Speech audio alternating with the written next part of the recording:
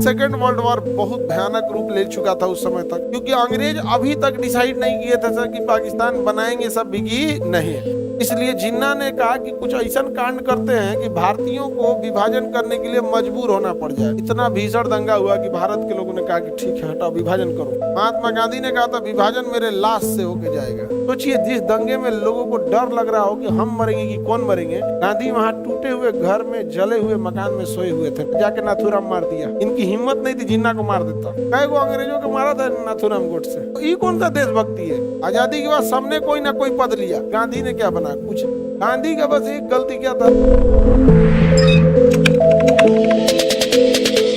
शिमला सम्मेलन विफल हो गया। इसकी विफलता का कारण क्या था? तो वायसराय लॉर्ड वेवेल 1945 में देख लिया था कि भैया सेकेंड वर्ल्ड वॉर बहुत भयानक रूप ले चुका था उस समय तक। बहुत ज्यादा लोगों की जाने गई थी बिना मतलब की। जब जान जाती है दूसरे की लड़ाई में तो इंटरनल डिस्प्यूट भी हो जाता है। और उस समय वहाँ ब्रिटेन का प्रधानमंत्री चर्चिल था। चर्चिल के खिलाफ सारे लोग हो गए थे। लंबे समय तक युद्ध हो जाता है तो बहुत ज्यादा जनहानि होती है। हिटलर इतना मार मारा था जर्मनी ब्रिटेन को, ब्रिटेन की अर्थव्यवस्था भी टूट चुकी थी। तो ब्रिटेन ने सोचा कि ये काम करते हैं, भारत तब तो ज्यादा दिन गुलाम नहीं रख पाएंगे, लेकिन खींचते हैं, कुछ दिन और खींचते हैं, 10 साल 15 साल और खींचा जाएगा, कुछ विद्वान हो जाएगा। तो उसने वेवेला को बोला कि सारी पार्टियों को बुलाओ और एक सम्मेलन बुलाओ। तो वेवेला ने बुलाया सम्मेलन शिमला में और कहा कि देखिए वायसराय जितना डिसीजन लेते हैं वो 14 मेंबर का एक एग्जीक्यूटिव काउंसिल होता है। 14 मेंबर का क्या होता है? Executive council. उस 14 मेंबर में से 2 मेंबर अंग्रेज रहेंगे, 2 मेंबर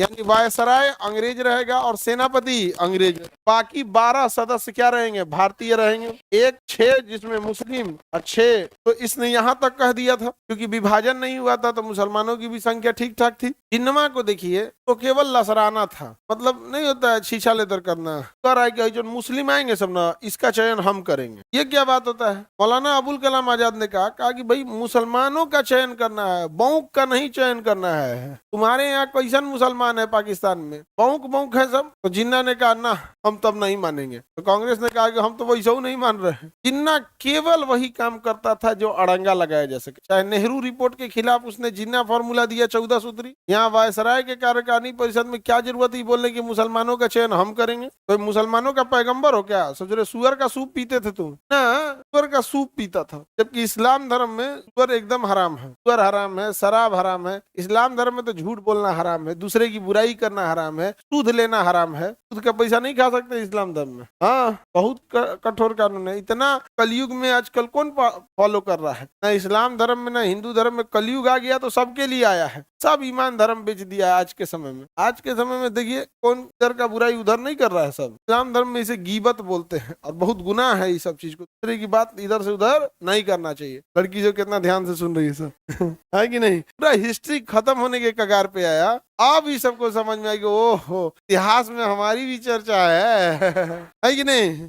तो अंदर अंदर पूरा घुसियाई लाती है कि नहीं? ऊपर ऊपर दिखाती है हाँ हाँ हाँ कोई दिक्कत। लेकिन हम तो कभी बुराई नहीं किए, लड़की सबकी बुराई किए। जिन्ना को मार देता तो शायद विभाजन नहीं होता, गारंटेड नहीं होता, क्योंकि विभाजन के लिए कोई ना कोई एक लीडर होना चाहिए जो लीड कर सके। क्या कर सके? लीड कर सके। और दूसरा जो जहर भी बो सके, क्योंकि अचानक से आप विभाजन कीजिएगा तो थोड़ी हो जाएगा। कल को कोई आके कहेगा मिथिला बिहार से अलग होगा, लोग मार मार के उसको कहेंगे ऐसे कैसे होगा। पूरा उसको उसी हिसाब से पहले दिखाना पड़ेगा कि हाँ क्या प्रॉब्लम हो रहा है, ऐसे हो जाएगा। आप कह देंगे गया जी अलग बिहार से अलग हो जाएगा, कोई मान लेगा? उस लेवल का आदमी चाहिए जो इस चीज को बता सके कि क्यों अलग होना चाहिए, क्या प्रॉफिट होगा, क्या लॉस होगा, कहाँ भेदभाव हो रहा है। तो जिन्ना उस टाइप का बेहुदा इंसान था, इतना बेहुदा इंसान था। कहीं पे भी कुछ बदतमीज सबको देखिएगा ना कुछ बोल देगा सर, और कोई वो नहीं रहेगा। समझ में आया कि नहीं गया? कुछ बोल देगा सोया। वैसे ही टाइप का कौन था? जिन्ना था। अपना कोई ईमान धर्म नहीं रहेगा। तो बताइए मुस्लिम लीग की जो मांग थी, आप देख रहे हैं उठपटांग मांग था कि नहीं?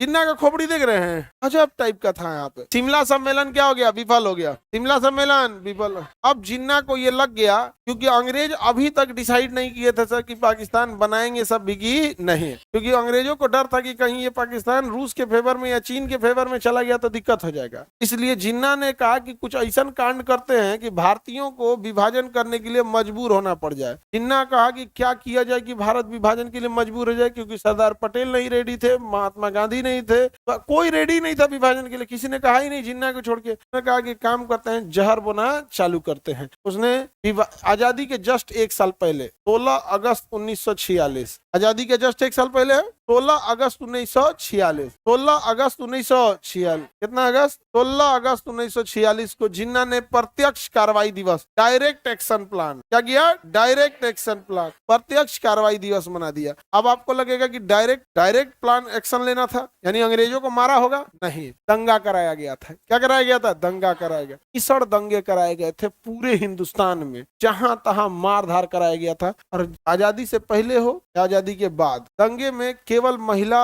और गरीब को ही दिक्कत होता, गरीब, महिला और गरीब को। इनका घर भी वैसे ही होगा, कोई दंगा में जाके मारो देगा, अमीर के घर में तो नहीं चढ़ गई ना, हाँ, पहले से व्यवस्था रख ले, घर में रख लो, अंदरवा राइफल रख लो, मार देगा, धंधे उधिया जाइएगा। तो हमेशा याद रखिए, पिसाइएगा गरीब आदमी, हमेशा गरीब इंसान क्या होता है, पिसा जाता है। तो जिन्ना ने पूरे भारत में क्या फैला दिया, दंगा, और प्लान तरीके से दंगा फैलाया। बेशरम ने नाम क्या दिया, प्रत्यक्ष कार्रवाई दिवस, प्रत्यक्ष कार्रवाई दिवस। जिन्ना ने क्या घोषित किया, प्रत्यक्ष कार्रवाई। कब, 16 अगस्त 1900, आजादी के जस्ट एक साल पहले, आजादी के जस्ट एक साल। कोई दिक्कत है, प्रत्यक्ष कार्रवाई दिवस किसने बनाया, जिन्ना ने कर दिया। पूरे भारत में क्या फैला दिया, दंगा। इतना भीषण दंगा हुआ कि भारत के लोगों ने कहा कि ठीक है, हटाओ, विभाजन करो। क्या करो, महात्मा गांधी ने कहा था विभाजन मेरे लाश से होके जाएगा। महात्मा गांधी विभाजन के पक्ष में नहीं थे, लेकिन CR फॉर्मूला, चक्रवर्ती राजगोपालाचारी, सारे लोग रेडी हो गए विभाजन के लिए। और सबसे भीषण दंगा हुआ बंगाल के क्षेत्र में। कहाँ से हुआ, बंगाल में। बंगाल में नोआखली में, कहाँ पे, नोआखली। अंग्रेजों के आंकड़े के हिसाब 20,000 लोग मारे उस समय अंग्रेज का, जबकि सरकारी आंकड़ा और वास्तविक आंकड़े में बहुत का अंतर होता है। और सारा घर द्वार जला दिया गया था वहां पर। अंग्रेज वहां जाने को तैयार नहीं थे दंगा रोकने के लिए। अंग्रेजों का कहना था दोनों में से कौन मरे, हमरो क्या जाता है। और कोई वहां जा नहीं सकता था, इतना भीषण तलवारें चल रही थी, सब एक दूसरे को काटाकुटी कर रहे थे। तो यहाँ पर तब महात्मा गांधी उसमें गए अकेले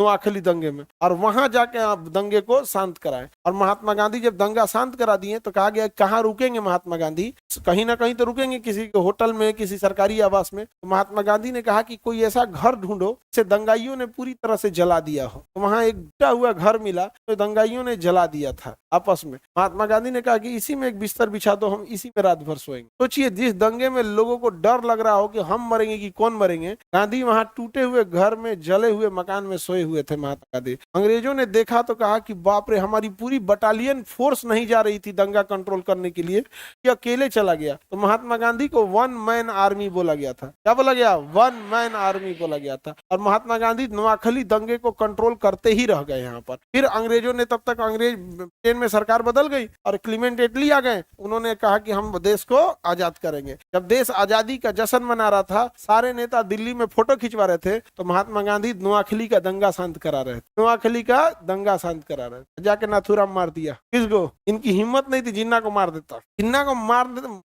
नाथूराम गोडसे को लेके चल जाता कराची। हिम्मत नहीं थी। आप इतिहास पढ़ लियो, यहाँ तक आजादी के मुहाने तक आपको ले दिए। इसमें तुम्हें लगता है कि गांधी का विभाजन में हाथ था? गांधी का बस एक गलती क्या था, भगत सिंह को बचाने के लिए रिजिड नहीं हुए। भगत सिंह को बचाने के लिए रिजिड, तो भैया उसके लिए ये बोलो कि भगत सिंह को बचाने के लिए रिजिड नहीं हुए थे। अब तुम कहेगा कि विभाजन के लिए जिम्मेदार थे। कैसे विभाजन के लिए जिम्मेदार, बोलिए कि कई को अंग्रेजों को मारा था नाथूराम गोडसे। देखो ये कौन सा देशभक्ति है। उधम सिंह को देखो जाके ब्रिटेन में मारे थे कि नहीं मारे थे। गांधी को, अब गांधी को तो मार दिया। अब गांधी जी को मार दिया किसने, नाथूराम गोडसे। अब नाथूराम गोडसे गांधी जी को मार दिया। अब पता चला कि भैया इतिहास जब तक लिखा जाएगा तो लोग कहेंगे कि गांधी इतना अच्छा आदमी था, इसको मारा। अभी क्या किया जाए, दिखाया गया एक प्लान तरीके से गांधी धर्म विरोधी था और मुस्लिम समर्थक था। ये एक नैरेटिव सेट किया गया ताकि जिसको ये लगने लगे कि नहीं गांधी को मारा तो ठीक है। गांधी की लड़ाई से उसको उठा के कहाँ लेके चला। जैसे मान के चलिए गलती से आपको कुत्ता कचार दिए, मर गया। अब लोग पूछेंगे कि इतना शरीफ कुत्ता था, कैसे कचारा के मर गया, क्योंकि पागल हो गया था। कुत्ता को रेबीज था।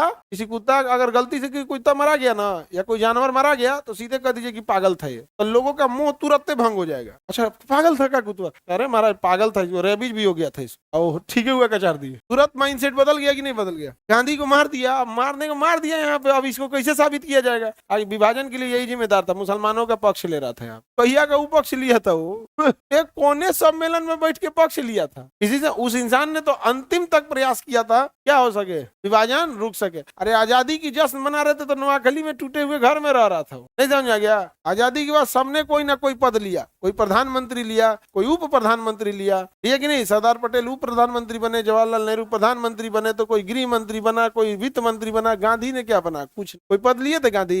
जितने लोग ये बने उन सब में सबसे बड़ा योगदान किसका था, महात्मा गांधी। कुछ पद लिए, मारने के बाद ना ये एक स्ट्रेटजी होती है कि अब मार तो दिए हम यहाँ पे, वहां पे अब क्या किया जाए। तो कभी भी देखना ना, गांधी को ऐसे दिखाया जाता है कि ये मतलब धर्म विरोधी था। क्या था, धर्म विरोधी। अरे वो इंसान जिनकर शाकाहारी रह गया, वो इंसान ब्रह्मचर्य को पालन करने वाला। अब उसके बाद गांधी जी जब बूढ़े हो गए थे तो चल नहीं पाते थे। बुढ़ापा इंसान आदमी का चल नहीं पाता है, तो सहारा लेने के लिए आभा, मनु और कुछ जो महिलाएं थी आश्रम की वहां पे। अब चूंकि महिलाओं की कद काठी अमूमन थोड़ी सी पुरुषों की तुलना में कम, और वैसे भी नर्स ज्यादातर पुरुष मिलते हैं या महिला। तो महात्मा गांधी को 80-85 साल का एज हो गया था, 80 साल का एज में। तो वहां पे वो लोग उनको चलाने फिराने में थोड़ा हेल्प करती थी। तो महात्मा गांधी को बदनाम कर दिया सर, कैरेक्टर का ठीक नहीं था। अच्छा, बदनाम करने से पहले ये नहीं देख रहे उसका उम्र 80 साल है। मतलब सोचो नफरत कितना भरा हुआ है। 80 साल के व्यक्ति को अगर कैरेक्टर लेस कहोगे तो एक कॉमन सेंस कहाँ जाएगा, जाएगा कि नहीं। तो बड़ा बदनाम किया गया। तो कुछ इंटेलेक्चुअल लोग आए और जिन्होंने ये सवाल उठाया कि भाई जब आप कह रहे हैं कि कैरेक्टर लेस था, तो 80 साल का इंसान था गांधी। और जितने ये सब होते हैं सब शराब पीने में एक्सपर्ट होते हैं। अब देखिएगा जो कैरेक्टरलेस रहेंगे तो शराब भी बहुत पिएगा, दोनों का कॉम्बिनेशन रहेगा। गांधी तो शराब के दूर विरोधी थे, और गांधी जी तो हमेशा से आश्रम में रहे और दुनिया भर का संगठन में रहे। कहिया महात्मा गांधी को देख लिए कि अपन फ्लैट खरीद के रह रहे हैं दिल्ली में, कहीं देखे, एक प्लान तरीके से। आगे देखते हैं हम लोग। तो ये तो विभाजन कर दिया यहाँ पे। और सबसे खराब चीज क्या बनाया था, प्रत्यक्ष कार्रवाई। प्रत्यक्ष कार्यवाही नाथूराम को नहीं दिखा। प्रत्यक्ष कार्रवाई में अकेले बंगाल में 20,000 से ज्यादा लोगों को मारा गया, नाथूराम को ही नहीं दिखा। तो कौन दिखा पता है, 80 साल का एक बूढ़ा इंसान जो अपने पैर पे चल नहीं पाता था, तो उसको सहारा लेके चलाना पड़ रहा था, लाठी लेके चल रहा था, और उसको जाके अरे धक्का मार देते तो मर जाता हूँ। तो गांधी के बारे में जो नैरेटिव सेट किया जाता है ना, वो जस्टिफाई करने के लिए किया जाता है। इतना बड़ा काम करने वाले को भी क्या कर दिया कि मार दिया। अच्छा, मारा भी कब, आजादी के बाद, विभाजन के बाद। उस समय क्या चल रहा था 1948 में, सब कुछ हो चुका। अच्छा, गांधी संविधान सभा में भी थे नहीं, क्या गांधी कम पढ़े लिखे थे, बहुत ज्यादा पढ़े लिखे ना। उनके पास एक ही कहना था कि पंचायतों को शामिल किया जाए, संविधान में पंचायतों को क्या किया जाए, शामिल। महात्मा गांधी को मारा गया, महात्मा गांधी की शहीद करके मार दिया। अब उस समय लड़ाई में बहुत सारे ऐसे भी नेता थे जो अंग्रेजों के फेवर में थे, या कुछ ऐसे भी राजा थे जो अंग्रेजों के फेवर में थे। बहुत सारे राजा अंग्रेजों के फेवर में थे कि नहीं थे। अब बहुत सारे ऐसे भी थे जो अंग्रेजों के खिलाफ नहीं बोलते थे। लेकिन जब देश आजाद हुआ ना, जब देश आजाद हुआ, तो सबसे ज्यादा सवाल किससे पूछा गया, ऐसे ही राजाओं से, कि तुम राजा होके अंग्रेजों का साथ क्यों दिया था। जैसे सिंधिया, उस समय के बहुत सारे ऐसे भी लोग थे जो अंग्रेजों के समय रहते हुए भी लड़ाई में भाग नहीं लिए थे, न नरम दल में न गरम दल से। तो पूछा गया, तो ये सब ग्रुप बना के सोचा सब कि सब हमरे से सवाल पूछेगा, कहीं डाइवर्ट करे, कहीं क्या करो, डाइवर्ट को नहीं बोलते हैं। बारात में जो कुछ नहीं किया वो कहेगा खाना ठीक नहीं था। तो पूरा एक बढ़िया से एक बड़ी संख्या थी जो अंग्रेजों का साथ देती थी। एक बड़ी संख्या किसका साथ देती थी, अंग्रेजों का। अरे जब अंग्रेज जाने लगे ना, तो भारत में एक मुहिम चलाया गया था कि भारत को संभालेगा कौन, समझ में आ गया कि नहीं, भारत को संभालेगा कौन। एक पूरी मुहिम चलाई गई थी यहाँ, समझ में आ रहा है। प्रत्यक्ष कार्रवाई दिवस किसने मनाया, प्रत्यक्ष कार्रवाई दिवस। तो कोई कर, हमको नहीं लगता है सर कि कोई नाथूराम का सपोर्टर भी होगा, अभी इसको पता नहीं है। हाँ, अरे बाबू नाथूराम छोड़ो ना, तुमको हिंदुस्तान में जिन्ना का सपोर्टर मिल जाएगा। नाथूराम की बात कर रहे हो, बहुत सपोर्टर मिलेगा, समझ में आ गया कि नहीं आ गया यहाँ पर।